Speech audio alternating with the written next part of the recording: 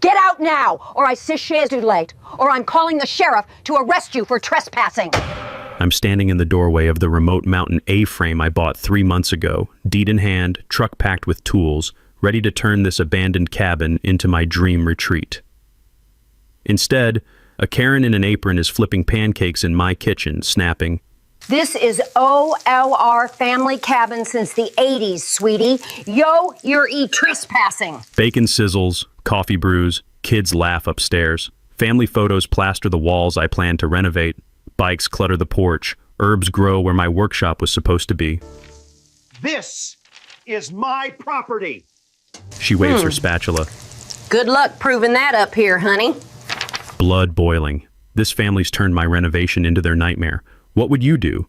Call cops? Confront? Drop your state below. Which ones protect owners in 2026? Florida/Texas fast justice? California still chaos?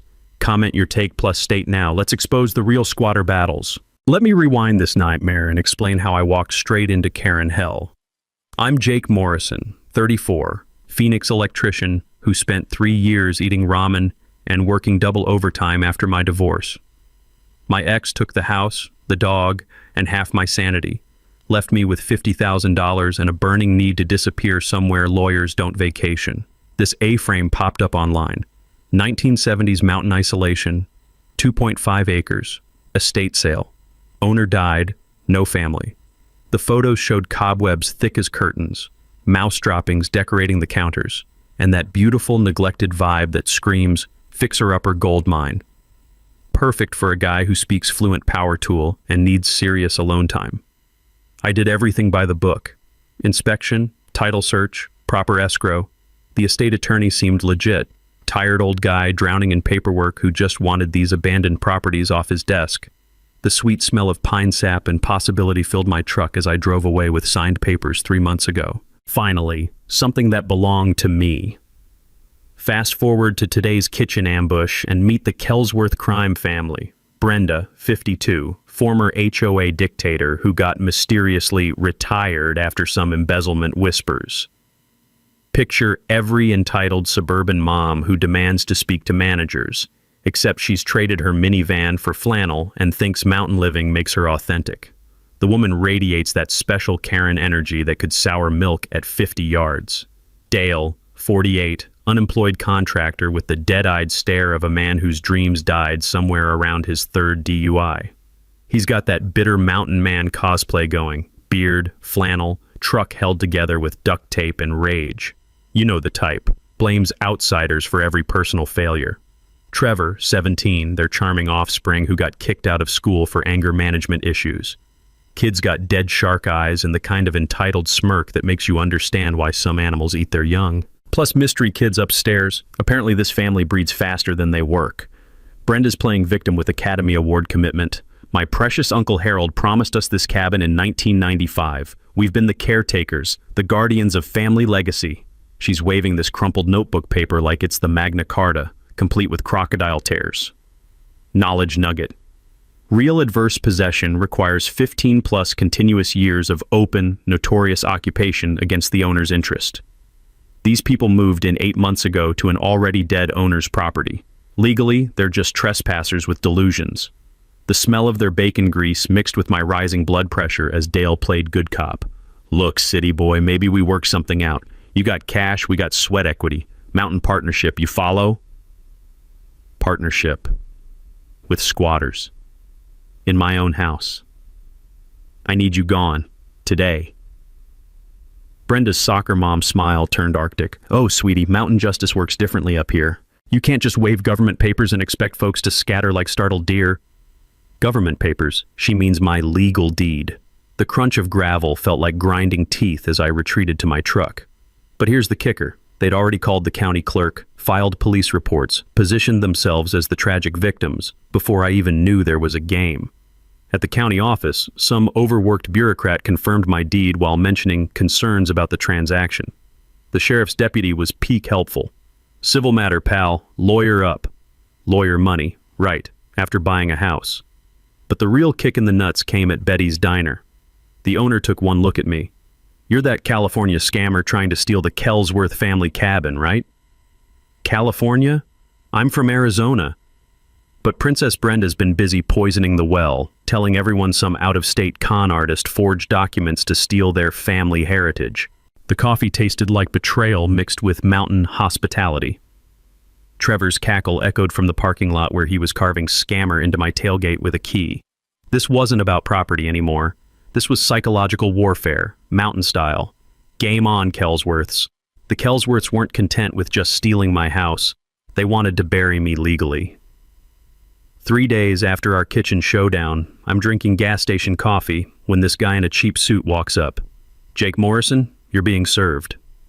He slaps me with papers thick enough to choke a horse and struts away like he just delivered justice. Brenda had hired herself a lawyer, Chip Hendricks, the kind of ambulance chaser who advertises on late-night TV with slogans like, "Injured, we'll get you paid." His cease and desist letter was a masterpiece of legal fiction, claiming the Kelsworths had adverse possession rights and demanding $100,000 for emotional damages and unlawful harassment. Emotional damages. For living in my house. The letter came with a bonus. They'd filed for a restraining order claiming I'd threatened their safety and peace of mind, hearing scheduled in 10 days, during which I was legally banned from my own property pending judicial review. That night, I dove into adverse possession research until my eyes burned from screen glare. Thank God for my ex-brother-in-law's law degree. He'd once explained how squatters could actually steal property if they played their cards right. But these legal geniuses made one tiny mistake. Adverse possession in this state requires 15 years of continuous, open occupation.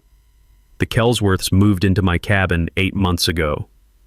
The original owner died 18 months ago, meaning the property sat empty for 10 months before they showed up.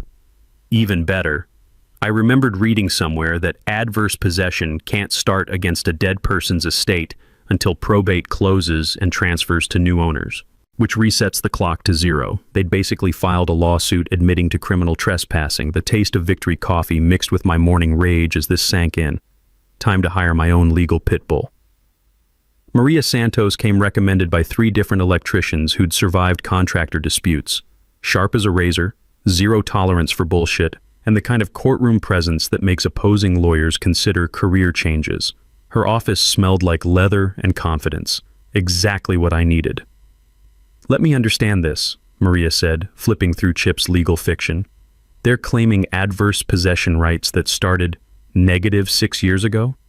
Even better, she found public records showing the Kelsworths had never paid a dime in property taxes. Meanwhile, I'd already received my first tax bill and paid it like a responsible human being. But Maria's real detective work uncovered the gold mine. Brenda's beloved Uncle Harold wasn't actually related to her. He was the original owner's distant cousin who'd sold the property in 1987, 8 years before the date on their magical promise letter. So they're claiming inheritance rights from someone who sold the property before they allegedly met him? Maria's grin was predatory. This keeps getting better. The metallic taste of adrenaline filled my mouth as she explained their next move would probably be escalation. Desperate people do desperate things. Watch your back. She was right. I started parking down the road and hiking up through the woods just to check on my property, legally, since the restraining order only prevented confrontation, not observation.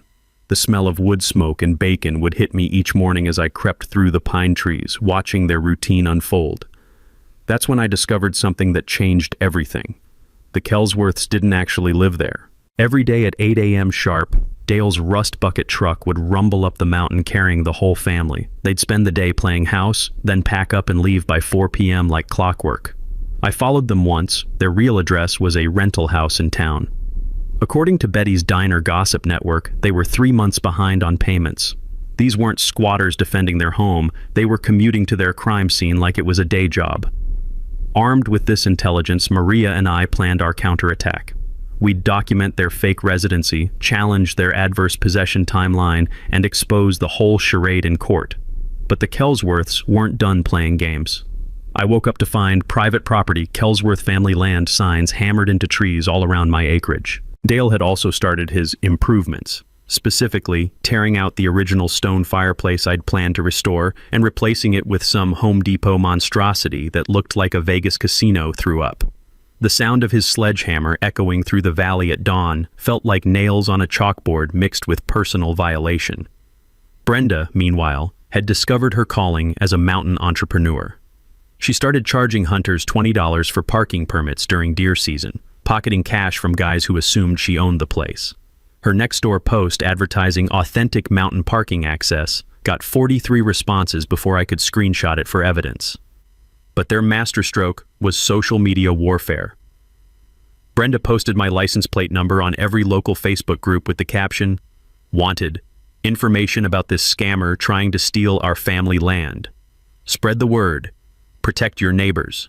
And within hours, I had 17 missed calls from strangers wanting to discuss my fraudulent activities. The crunch of broken glass under my boots told me someone had also expressed their opinion through my truck's windshield. Welcome to Mountain Justice. Population: me versus everyone. Brenda Kelsworth had discovered her true calling: professional victim with a marketing degree. 2 weeks after my truck's windshield met Mountain Justice, I'm scrolling Facebook and find she's organized something called Save Our Mountain Heritage campaign, complete with a logo, some clip art eagle clutching a cabin, and the kind of emotional manipulation that would make televangelists jealous. Her sob story hit every small-town nerve. Outside developers threatening our traditional way of life, fake documents stealing family land, corporate greed destroying mountain values. She'd positioned me as some evil property flipper planning to build luxury Airbnbs and ruin the watershed. The woman had turned property theft into a goddamn crusade. Her petition demanding the county investigate this fraud collected 47 signatures in 3 days. I recognized half the names from Betty's Diner, people who'd never even seen my property, but were ready to lynch the California scammer. Except I'm from Arizona, but facts don't matter when you're riding the mob wave. The smell of diesel exhaust and barbecue smoke filled the mountain air as Brenda hosted her masterstroke. A community protection barbecue right there on my deck. She invited everyone except me, naturally, serving beer and spreading propaganda like it was potato salad. I watched from the tree line as Dale held court, spinning war stories about California investors destroying small towns. His audience, mostly unemployed locals nursing grievances against anyone with a steady paycheck, ate it up like gospel. Trevor worked the crowd too, playing the sympathetic local kid whose family was being terrorized by some psycho with fake papers. The kid had inherited his mother's talent for performance art. But their community theater had one flaw. I'd started documenting everything. Every lie, every manipulation, every illegal activity. My phone storage was maxed out with photos and videos of their daily commute to my property, their unauthorized improvements, and now this public relations circus. During the barbecue, I noticed Dale wasn't just playing victim. He was conducting business. The acrid smell of cigarette smoke mixed with his nervous sweat as he shook hands with 3 different guys, money-changing hands pointing toward my wooded acreage. Something about his shifty body language screamed, transaction. The next morning I found out what he was selling. My neighbor Frank Morrison from the hardware store called with a tip. "Jake, you might want to check your property. Someone's been advertising firewood for sale, claiming it's from the Kelsworth place." Sure enough, Dale had posted Craigslist ads. Premium seasoned oak, cut from family land, $200 per cord, mountain-grown, hand-split quality.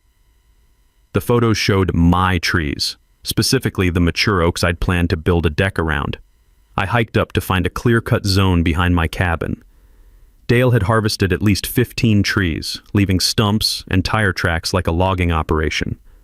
Based on the Craigslist math and the pile of fresh split wood stacked by his truck, he'd stolen roughly $3,000 worth of timber from my own damn land.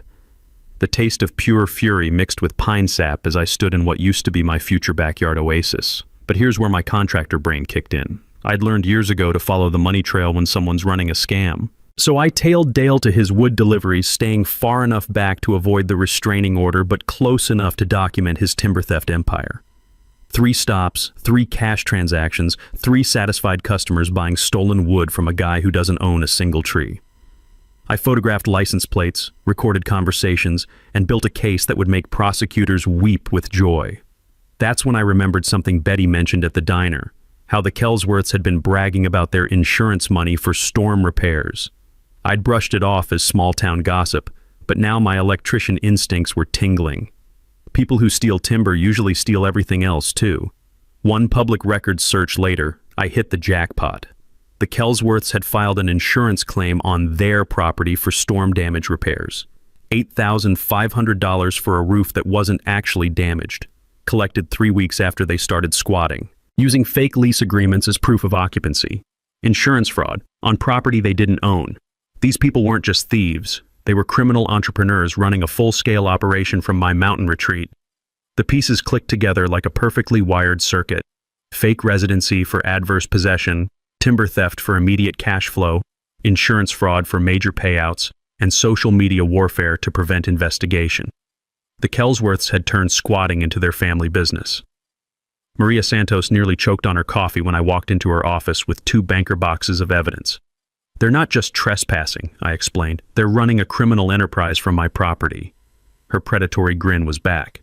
Jake, what you've got here isn't a civil dispute anymore. This is organized fraud with federal implications. But even as we planned our legal counterattack, the Kelsworths escalated their psychological warfare. Trevor spray-painted scammer across my truck in letters 3 feet tall. Brenda filed false police reports claiming I'd threatened her at the grocery store, conveniently forgetting I had security footage proving I wasn't even in town that day. The sound of my phone buzzing with anonymous harassment calls became the soundtrack to my mountain nightmare. These people didn't just want my house, they wanted to erase me completely.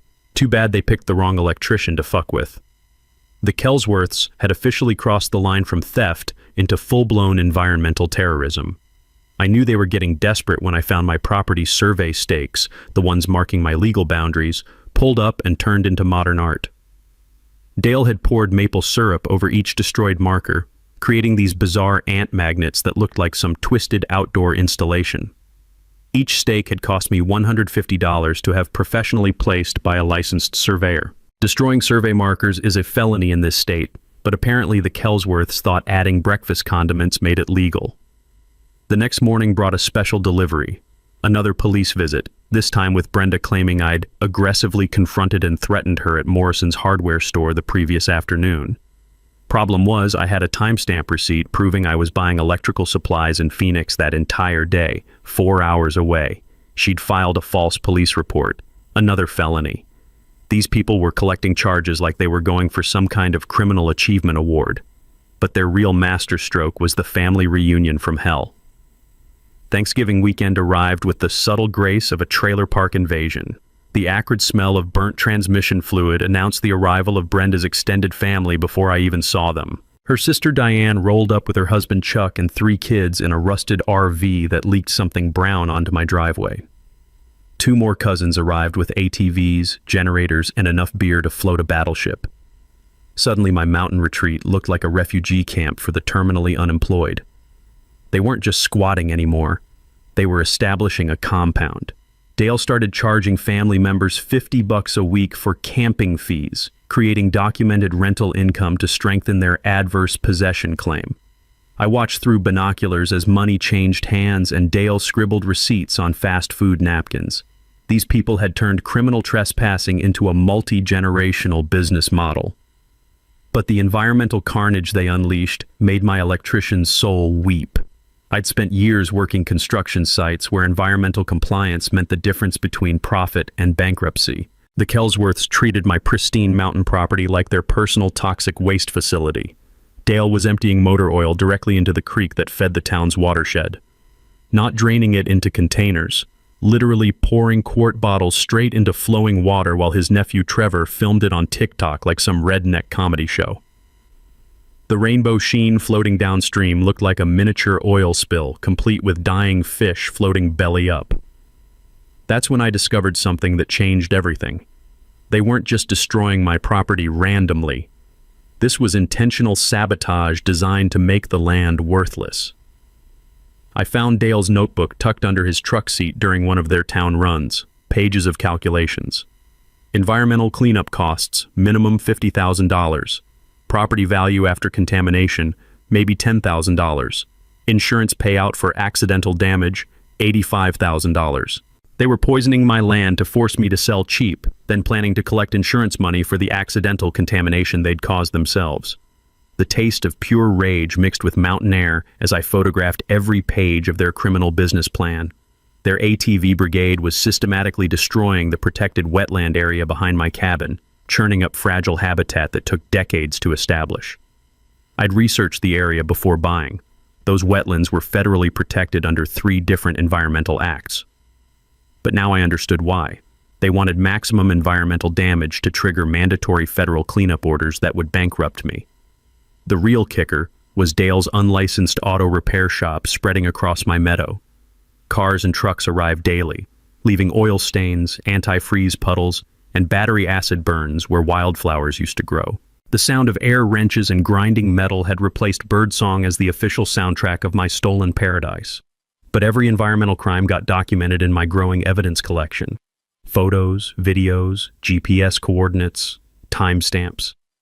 My phone storage was completely maxed out, but I'd learned that prosecuting organized criminals requires overwhelming documentation. Meanwhile, the family's intimidation campaign was escalating. Frank Morrison called to report mysterious problems with anyone who'd supported me. Cars getting keyed, mailboxes vandalized, threatening notes left under windshield wipers. Mrs. Patterson, the retired teacher who'd questioned their story, nearly got run off the road by Trevor and Dale's truck. The smell of fear was becoming as common as pine sap in our little mountain community. Betty Sterling showed me a folder full of bad checks the Kelsworths had written at her diner. 23 bounced payments totaling over $800, each one a misdemeanor fraud charge. She'd stopped serving them 2 weeks ago, but they kept showing up demanding free food because they were valued community members fighting corporate land grabs. I realized their strategy wasn't just about stealing my house. It was about making the entire situation so toxic and expensive that I'd eventually surrender and walk away. Environmental terrorism with a side of community intimidation. They wanted me to break before they got caught, but they'd miscalculated badly. I'm an electrician who solves complex problems for a living, and I'd just discovered their master plan written in Dale's own handwriting. The sound of chainsaws at dawn became my motivation alarm clock. Time to turn their environmental crimes into federal charges, mountain style. The phone call that changed everything came from my title company at 7 a.m. on a Tuesday. Mr. Morrison, this is Linda from Mountain States Title. We found something in the courthouse basement you need to see immediately. I was barely awake, but her tone had that electric urgency that makes your blood pressure spike instantly. What kind of something? Additional documents related to your property. The original 1987 deed has a clause we missed during our initial search. Can you get down here this morning? The taste of stale coffee mixed with adrenaline as I threw on clothes and raced to town. Linda met me at the courthouse with a manila folder thick enough to choke a horse and the kind of grin that defense attorneys get when they find smoking gun evidence. Your squatter problem just became much simpler, she said, spreading yellowed documents across the conference table. Harold Kelsworth, Brenda's supposed uncle, signed this when he sold the property in 1987. The document was beautiful in its legal precision. A family rights waiver that explicitly stated all oral promises, family agreements, and future claims by the seller or his relatives are hereby null and void upon this sale. Harold had basically nuked any possible family inheritance claims when he took the money and ran 20 years ago. So Brenda's promise letter from 1995, I started, would be legally worthless even if it was real, which we both know it isn't. Linda flipped to another page. But wait, there's more. The insurance investigation had uncovered a beautiful detail. The Kelsworths had filed their fraudulent claim using a fake lease agreement dated 6 months before the original owner died. They'd forged documents claiming to rent property from a dead man. Insurance companies don't like paying claims to people who forge rental agreements with corpses, Linda explained with professional satisfaction. But Maria Santos had been busy too. Her background check on Dale revealed he wasn't just unemployed. His construction license had been revoked in Nevada for insurance fraud. Previous conviction, $25,000 in unpaid contractor bonds, and he was currently on probation that he was violating by leaving the state. The man was a career criminal who'd fled one state and was building his resume in mine. There's more, Maria said, sliding another folder across her desk. Remember how they never pay property taxes? Turns out they can't. Brenda owes $12,000 in unpaid HOA fines from her previous neighborhood for financial mismanagement. Dale's truck is scheduled for repossession next week. They're facing foreclosure on their rental house. The pieces clicked together like a perfectly planned electrical circuit. They weren't trying to steal my house for family reasons. They needed it as a valuable asset to declare bankruptcy and hide from their creditors. The smell of desperation was finally making sense. But the real revelation came from Frank Morrison's casual observation at the hardware store. You know, Jake, those folks tried to open a credit account using your mountain address, had fake utility bills and everything. They'd been using my property address for benefits fraud, trying to establish residency for welfare payments, food stamps, and medical assistance. My stolen house had become their ticket to every government program available. The federal government takes a very dim view of benefits fraud, especially when it involves forged documents and false addresses. Jake, Maria said, leaning back in her chair with that predatory expression I'd learned to love, what you've stumbled into isn't just property theft. It's organized financial crime with federal implications. Insurance fraud, benefits fraud, environmental crimes, tax evasion. These people have been busy. The taste of victory was starting to override the mountain air. But the real kicker was Environmental Officer Thompson's assessment of the creek contamination. The motor oil, antifreeze, and battery acid had created a toxic plume threatening the entire town's water supply. Cleanup costs were estimated at $85,000, with federal oversight required. The Kelsworths had accidentally triggered every regulatory agency's attention by poisoning an entire watershed. They're not just criminals, I realized out loud. They're environmental terrorists who got greedy and stupid. The sound of their chainsaws in the distance had become the countdown to their arrest warrants. The sweet smell of revenge planning mixed with Maria Santos's office coffee as we spread evidence across her conference table like generals plotting the world's most satisfying legal siege. Jake, we're not just defending your property anymore, Maria said, organizing documents into strategic piles. We're dismantling a criminal enterprise that would make the FBI's monthly newsletter. My electrician brain kicked into project management mode. Time to wire this takedown with the precision of a NASA launch sequence. First priority, building the federal dream team. Prosecutor James Mitchell had developed sudden interest after our environmental damage photos made him physically wince. Insurance fraud investigator Sarah Sterling wanted to trade evidence like we were swapping baseball cards. Environmental attorney David Park offered pro bono help, seeing this as his ticket to the Environmental Law Hall of Fame. The strategy was beautiful. Let the Kelsworths keep digging while we built an airtight federal case. Every crime they committed just added more years to their future orange jumpsuit modeling careers. I installed a security system that would make paranoid dictators jealous. Hidden cameras at property boundaries, motion sensors around the woodpile and creek, infrared coverage of utility connections. Everything uploaded automatically to cloud storage with enough redundancy to survive nuclear war. The sound of tiny camera shutters clicking became my new favorite mountain soundtrack. Here's something I learned from my divorce lawyer that applies to criminal prosecution. Documentation beats emotion every time in court. Judges don't care about your feelings. They care about time-stamped evidence that proves criminal behavior beyond reasonable doubt. So I embedded GPS trackers in replacement survey stakes, turning Dale's vandalism hobby into real-time felony documentation. Each tracker cost $200, but watching criminals create their own evidence trail, absolutely priceless. Meanwhile, I was building a community alliance that would have impressed military strategists. Frank Morrison agreed to refuse Kelsworth service and document every fraudulent purchase attempt. Betty Sterling became my unofficial fraud archivist, saving every bad check and forged ID attempt like precious evidence artifacts. Mrs. Patterson organized the neighbor surveillance network with the efficiency of a retired teacher who'd spent decades managing chaos. Each complaint got photographed, GPS tagged, and filed with military precision. We turned community frustration into prosecutorial gold. The acrid smell of environmental destruction was about to become the sweet scent of federal justice. Maria taught me something fascinating about environmental law that my construction background had never covered. When water contamination threatens municipal supplies, it triggers automatic federal oversight under the Clean Water Act. The FBI doesn't ask permission, they just show up with resources that make local sheriff departments look like volunteer fire brigades. Environmental crimes can't be plea bargained away like typical fraud charges. They're federal felonies with mandatory minimums and asset forfeiture provisions. The Kelsworths had accidentally chosen the one criminal specialty that prosecutors love because it's politically bulletproof and career-enhancing. Wildlife Officer Thompson became my environmental evidence professor, teaching proper collection procedures that would impress forensic scientists. Chain of custody requirements, water sampling protocols, photographic standards designed to survive Supreme Court scrutiny. My evidence collection became more rigorous than most police investigations. The technical documentation system I created would have made my old engineering professors weep with pride. Spreadsheet tracking 847 photographs organized by GPS coordinates and violated statutes. 23 hours of video evidence cataloged chronologically with legal violation cross-references.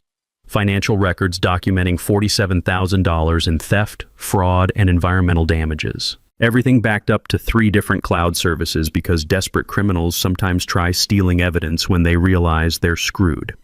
Insurance fraud investigation procedures fascinated my systematic electrician brain. Once companies suspect organized fraud, they deploy investigators with FBI training and federal cooperation agreements. Sarah Sterling explained that insurance fraud gets prosecuted aggressively because it affects everyone's premiums, making it jury-friendly and judge-popular. The Kelsworths' fake lease documents had already triggered federal mail fraud charges since they'd used USPS for their submissions. But the real strategic masterstroke was timing everything for Thanksgiving weekend maximum impact. Extended family gathering meant maximum witnesses, maximum criminal activity, and maximum media drama. Environmental Officer Thompson would announce contamination findings during their reunion, guaranteeing news footage that would make prosecutors salivate. The taste of perfectly orchestrated justice was better than any gourmet mountain spring water. Local newspaper editor Mike Rodriguez was already drafting his exposé about organized fraud threatening mountain communities. Tourism Board Director Lisa Martinez wanted environmental restoration featured as positive community response to criminal activity. Maria coordinated arrest warrant timing for peak family gathering chaos, EPA for environmental crimes, FBI for organized fraud, state police for felony property destruction. Federal agencies love coordinated operations that generate positive headlines and conviction statistics. The anticipated sound of multiple handcuffs clicking was going to be sweeter than church bells. My emotional transformation surprised me, from bitter divorce victim to community leader protecting future targets. This wasn't personal property defense anymore. It was stopping career criminals who'd perfected their interstate destruction system. Community solidarity was healing wounds my divorce had left festering. Mrs. Patterson's strategy meeting cookies, Frank's cost-price security equipment, Betty's diner headquarters. Working together against common enemies builds bonds faster than decades of casual friendship. The smell of genuine community support was replacing years of post-divorce isolation. Thanksgiving weekend was going to be legendary for all the right reasons. The Kelsworths had entered the desperation phase of their criminal career, and desperate people make beautifully stupid mistakes that prosecutors love. Brenda's first brilliant move was attempting to bribe the county clerk with $500 cash to accidentally lose my property deed. What she didn't know was that Martha Collins had worked in that office for 27 years and took personal offense to corruption attempts. Martha not only refused the money but called the state attorney general's office before Brenda reached her car.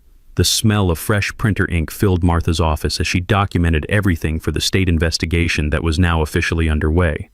But Brenda wasn't done showcasing her criminal creativity. She approached 3 different neighbors, offering Dale's construction services in exchange for petition signatures supporting their property claim. Mrs. Patterson got the full sales pitch. Dale will fix your deck for free if you just sign this little paper saying you've seen the Kelsworth family here for years. Witness tampering through home improvement bribes. These people had turned crime into performance art. Dale, meanwhile, had escalated from environmental destruction to infrastructure sabotage. I woke up to find my internet and phone lines cut with bolt cutters, leaving clean severed ends that screamed professional vandalism. The repair technician took one look and said, "Someone really wanted to isolate you, buddy. This is military-grade wire cutting."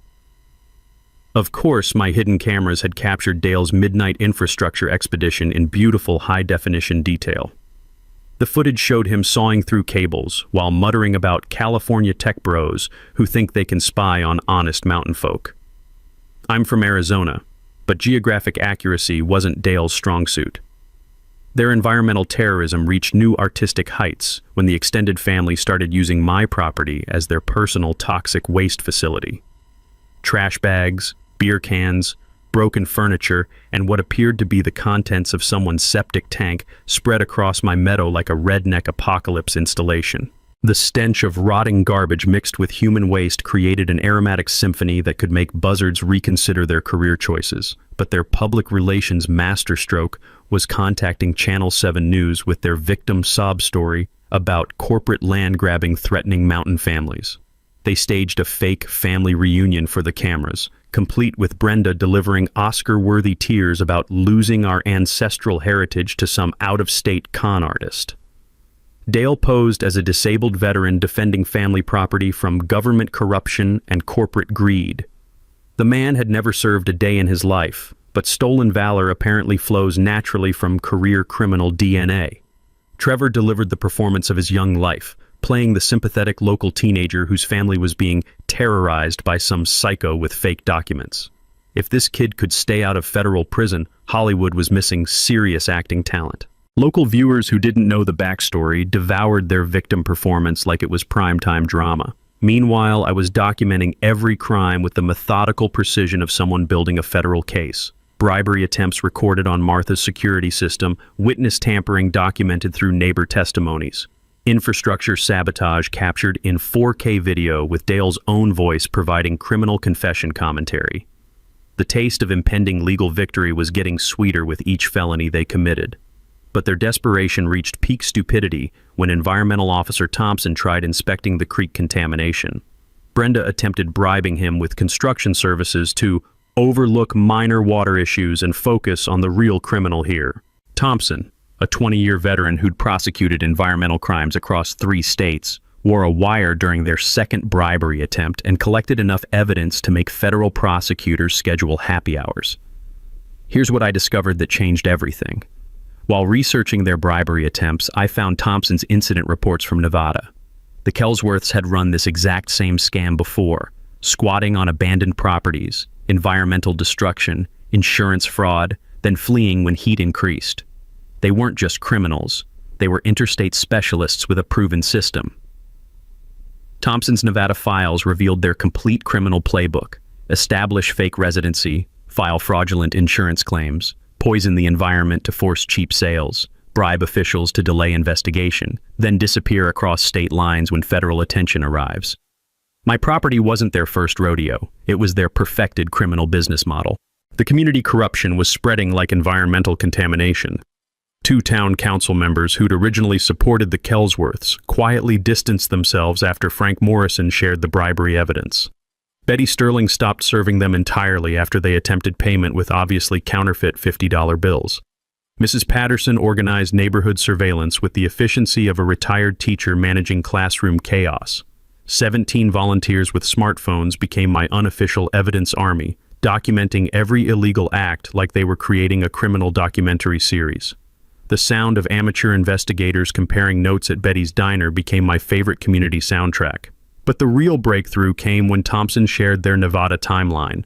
They always fled exactly 1 week before federal arrests, which meant they were planning departure for this Sunday, the day after Thanksgiving. Maria Santos reviewed their interstate criminal pattern with the satisfaction of a prosecutor who'd just discovered organized crime evidence. Jake, they're not just local criminals, they're career fraudsters running a multi-state operation. We had exactly 4 days to spring our trap before they vanished like professional ghosts. Thanksgiving weekend was about to become their final performance. The Kelsworths' final week of freedom became a masterclass in criminal desperation that would have impressed organized crime documentarians. Their digital warfare campaign launched Tuesday morning when fake social media profiles started attacking me across every platform. Jake Morrison, exposed, child predator targeting mountain families, appeared on Facebook groups I'd never heard of. Twitter bots spread photos of my truck with captions like, "Wanted, dangerous stalker harassing local woman." The creativity was almost impressive. They'd somehow photoshopped my face onto a registered sex offender's mugshot and circulated it through local parenting groups. Brenda had discovered the dark arts of internet character assassination, but she'd made one crucial mistake. Creating fake accounts requires email addresses, and she'd used variations of her real name for everything. Maria's subpoena to Facebook would trace every fraudulent post directly back to her computer. Dale's contribution was more hands-on. He planted a bag of stolen tools in my truck bed, then called police claiming I'd burglarized their property. The plan would have been brilliant if not for my security cameras capturing him placing the evidence while muttering, "This'll get that bastard arrested for sure." The metallic taste of secondhand embarrassment filled my mouth watching grown adults fumble basic criminal procedures. But their family intimidation campaign was escalating beyond property crimes into community terrorism. They targeted anyone who'd supported me with systematic harassment that revealed their true character. Frank Morrison's hardware store got fake health department complaints about rodent infestations and unsafe electrical wiring. Betty's Diner received anonymous reports to the Liquor Commission about serving minors and operating without proper permits. Mrs. Patterson, the retired teacher who'd organized neighborhood surveillance, nearly got run off Mountain View Road when Trevor deliberately swerved his ATV toward her morning walk. She dove into roadside brush, scraping her arms on thorns while Trevor laughed and gunned his engine. The sound of an elderly woman crying from fear made my blood pressure spike beyond safe levels. Their attempts to frame me reached new creative lows when Brenda filed a police report claiming I'd threatened her children at the school pickup line. Problem: I don't have kids, had never been to their school, and was documented working an electrical job 40 miles away during the alleged incident. She'd apparently confused building a criminal case with building a fantasy novel. Meanwhile, I was conducting the most methodical evidence collection of my electrical career. Every fake social media post screenshotted with metadata. Every planted evidence incident recorded from multiple camera angles. Every harassment attempt documented with timestamps, GPS coordinates, and witness statements. The federal prosecutors were going to have more evidence than they'd know what to do with. But the real intelligence breakthrough came from an unexpected source. Trevor's girlfriend, Madison, who'd apparently grown tired of dating a junior criminal. She called me directly with information that changed everything. "Jake, this is Madison Sterling. Yeah, Betty's niece. Trevor's been bragging about their exit strategy all week. They're not just planning to leave Sunday, they're planning to burn your house down Saturday night for the insurance money." The taste of pure adrenaline mixed with mountain air as she explained their arson timeline. Dale had already purchased gasoline cans and stored them behind my shed. Brenda had contacted their insurance company about concerns regarding electrical hazards in the old cabin wiring. They were planning to torch my A-frame, collect insurance money for a property they'd never owned, then flee to Oregon where Dale's brother ran a similar scam operation. Professional arsonists with a family business model. Madison provided photos Trevor had stupidly taken of their gasoline storage, their fake electrical hazard documentation, and text messages detailing the exact timing of their planned accidental fire. The kid had documented his family's arson conspiracy like he was creating evidence for prosecutors. "Madison, why are you telling me this?" I asked. "Because my Aunt Betty's been like a second mom to me, and these people destroyed her business with their fake checks and harassment. Plus, Trevor's been talking about how they'll do this to other families in Oregon. Someone needs to stop them." The sound of genuine moral courage from a teenager made my faith in humanity tick upward. Maria Santos reviewed Madison's evidence with the expression prosecutors get when criminals hand them perfect conviction packages. "Jake, attempted arson with insurance fraud intent carries a 20-year federal sentence. Combined with their environmental crimes and organized fraud pattern, the Kelsworths are looking at life-changing prison time." But we had less than 72 hours to coordinate arrests before they became Oregon's problem. Environmental Protection Agency, FBI Fraud Division, State Arson Investigation Unit, and local fire department needed synchronized timing to catch them with gasoline cans, fraudulent insurance claims, and environmental damage evidence. The smell of gasoline and criminal stupidity was about to become the scent of federal justice. Thanksgiving weekend was going to be more explosive than they'd planned. Thanksgiving morning arrived with the crisp mountain air that makes you grateful to be alive, and the Kelsworths were about to discover how much they had to be thankful for federal law enforcement. I rolled up to my property at 9 a.m. with what looked like a standard renovation crew, 6 guys in work clothes carrying tools and coffee. What the Kelsworths couldn't see was that 3 were federal agents, 2 were environmental specialists, and 1 was a fire department arson investigator. Channel 7 News had positioned themselves across the road, ostensibly covering a community interest story about environmental restoration. The timing was purely coincidental, of course. The scene that greeted us was peak Kelsworth Criminal Theater. 47 people spread across my property like they were hosting the world's trashiest family reunion. Extended family members had set up a tent village, ATVs were stuck axle-deep in protected wetlands, and someone had erected a massive Kelsworth Family Homestead ST 1995 banner across my front porch. The smell of barbecue smoke mixed with motor oil created the perfect aromatic backdrop for their upcoming arrest warrants. Dale was conducting his final timber harvest, chainsaw screaming as he felled my last mature oak tree while his cousin filmed it for social media. "Cleaning up our family land," he shouted at the camera, apparently unaware that tree theft on this scale qualified as organized environmental crime. Brenda had positioned herself strategically near the news crew, ready to deliver her victim performance when the cameras rolled. She'd even dressed the part: flannel shirt, work boots, and the kind of makeup that photographs well during emotional breakdowns. The visual impact was everything prosecutors dream about: criminals actively committing crimes while surrounded by evidence of their systematic fraud. Environmental Officer Thompson stepped forward first, his voice carrying the authority of 20 years enforcing federal law. "Ladies and gentlemen, this property has been contaminated with toxic materials that threaten the municipal water supply. I'm hereby declaring this an environmental crime scene under federal jurisdiction." He displayed poster-sized photographs of the creek contamination, oil-slicked water that looked like a miniature Exxon Valdez disaster. The crowd fell silent as the scope of environmental destruction became visually obvious. That's when I produced the document folder that ended their fantasy. The original 1987 deed with Harold Kelsworth's family rights waiver, explicitly stating, "No oral promises or family agreements survive this sale." Maria Santos explained in perfect television soundbite language, Harold Kelsworth legally waived all family claims when he sold this property 20 years before the date on their forged promise letter.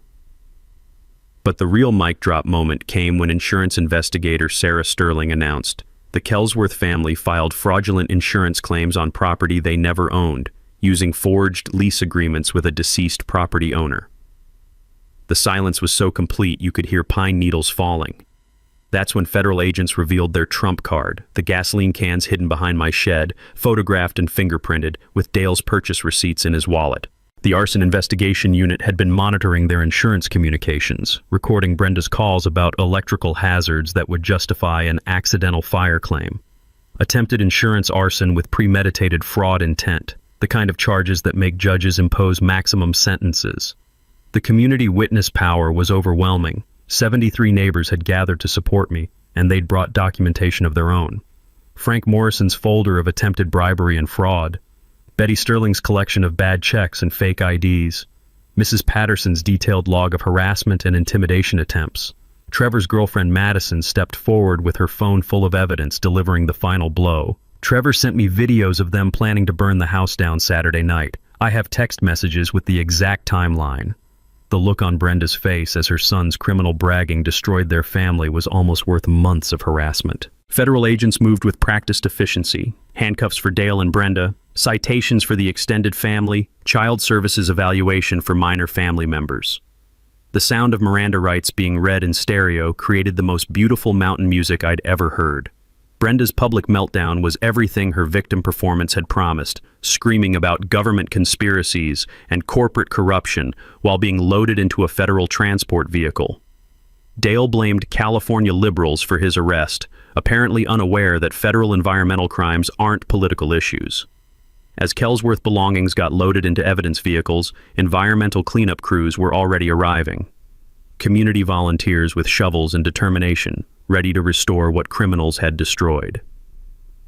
I stood on my deck, watching my property get cleaned by people who'd become genuine friends through shared adversity. The taste of community coffee mixed with victory was better than any beverage I'd ever experienced. The Channel 7 reporter captured the perfect closing shot: clear creek water flowing again, community members working together, and my renovation finally beginning. Justice, mountain style, with a side of environmental restoration. 6 months later, my mountain retreat had become something I never expected, the heart of a community restoration project that attracted national attention. The $150,000 restitution order from the Kelsworth convictions went directly into the Mountain Creek Restoration Fund, partnering with environmental groups to create an educational nature trail that teaches watershed protection. My A-frame became the Trailhead Visitor Center, complete with before and after photos showing how criminal environmental damage can be reversed through community action. The irony was beautiful. Their attempt to destroy my property had created something that benefited everyone. Brenda pleaded guilty to federal fraud charges and received 3 years in federal prison, plus 5 years probation with technology restrictions. Turns out, career criminals lose computer privileges when they use social media for organized harassment. Dale accepted a 5-year sentence to avoid trial on the arson conspiracy charges, and he's spending his time learning that federal inmates don't appreciate environmental criminals. Trevor entered military service as part of a plea agreement, writing letters of apology to every community member his family had harassed. The kid's got potential, if he can break the family criminal tradition. The extended family members got probation and permanent bans from the county, but not before paying restitution for environmental damage and community restoration costs. The legal resolution became a template for prosecutor training on organized property fraud. Maria Santos presents our case at law enforcement conferences, and insurance companies updated their fraud detection methods based on Kelsworth tactics. Our documentation proved that methodical evidence collection can defeat even sophisticated criminal enterprises. My personal healing surprised everyone, including me. The renovation project became therapeutic in ways I hadn't expected. Every wall I fixed, every system I rewired, every improvement I made was reclaiming something that criminals had tried to steal. The physical work grounded me in ways that post-divorce therapy never achieved. Community relationships replaced the isolation I'd carried since my divorce. Frank Morrison hired me for electrical projects throughout the valley. Betty's Diner became my second office, complete with a corner table unofficially reserved for Jake's morning coffee and community planning sessions.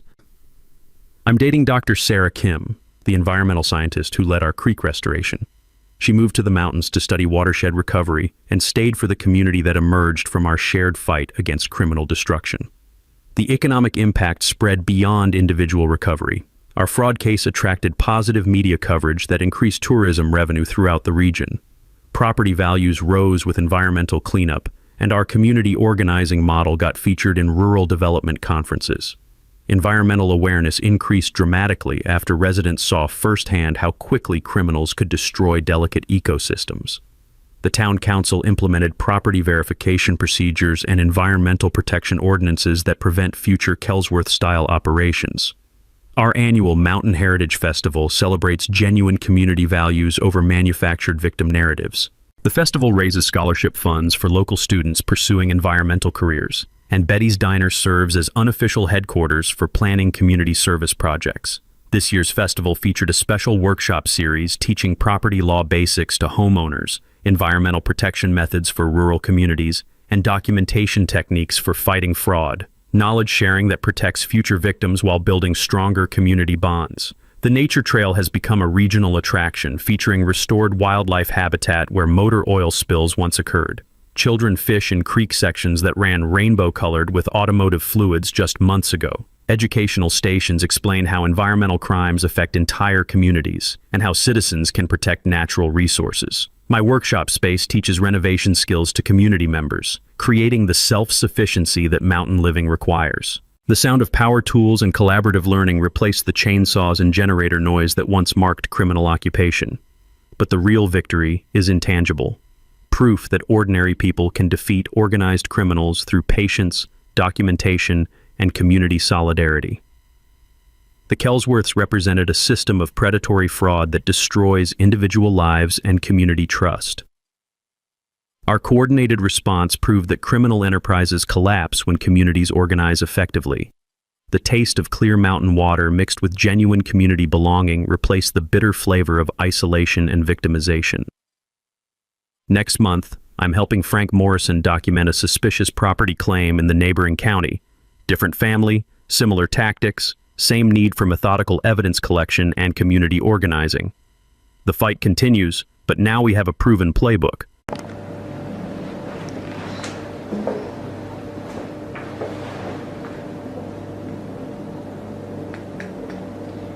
You know, Jake's story reminds me why I started the channel in the first place. 3 years of fighting over a house he illegally owned. 3 years, and the whole time the Kelsworth Trust kept doubling down, filing more claims, bringing in more family, poisoning that creek. And here's what gets me about cases like this, and I've seen dozens of them now. It's not really about property, it is. It's about that moment when someone decides they can just take what's yours because they think you won't fight back, or you don't know the rules well enough to stop them. Jay could have gotten angry, could confronted them, escalated things, made it personal. Instead, he just documented everything. Every tree they cut, every fake insurance claim, every bribery attempt, built his case piece by piece, while they kept handing him more evidence. That $150,000 restitution order didn't happen by accident.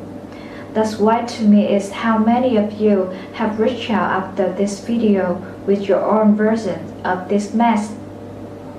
Different details, but that same audacity from people who think they can just override your legal rights. If this one hit home for you, hit that like button. And if you have got neighbors or friends dealing with property disputes, HOA overreach, or any of that, share it with them. Sometimes just knowing someone went through it and came out the other side makes all the difference. I've got more story coming. Trust me on that.